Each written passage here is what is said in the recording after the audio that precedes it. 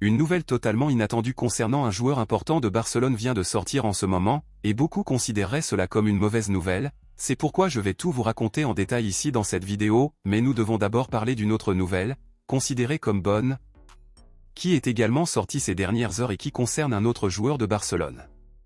Comme nous le savons déjà, Barcelone a battu Barbastro 4-0 en Copa del Rey, et nous avons eu l'honneur de voir enfin notre gardien Szczesny faire ses débuts tant attendus sous le maillot de Barcelone. Bien que Barcelone ait subi peu de menaces de la part de l'adversaire, Szczesny a quand même profité des quelques occasions pour réaliser quelques arrêts, et après sa performance contre Barbastro, nombreux sont ceux qui réclament désormais que Szczesny soit désormais le gardien titulaire du club. Alors à votre avis, préférez-vous Szczesny ou Iñaki Peña comme gardien titulaire de Barcelone? Laissez votre avis ici dans les commentaires. Passons maintenant à l'actualité principale, bombe exclusive de dernière minute.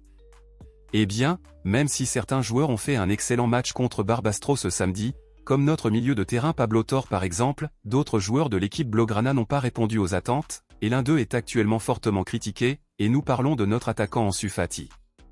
Alors que Barcelone jouait contre une équipe bien inférieure, Hansi Flick a donné à Ansu Fati l'opportunité de jouer plusieurs minutes et de montrer qu'il mérite encore une place à Barcelone cette année. Cependant, pendant les quelques minutes jouées, Ansu Fati n'a pas répondu aux attentes et s'est montré assez décevant sur le terrain.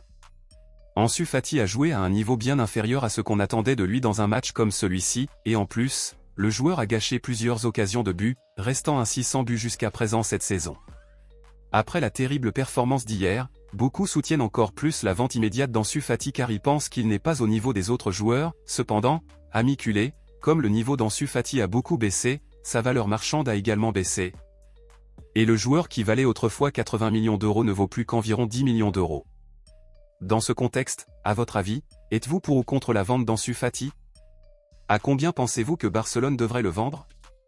Pour vous, combien vaut Ansu Fati à ce stade de votre carrière? Dites-le moi ici et je lirai votre commentaire, je vous verrai dans la prochaine vidéo.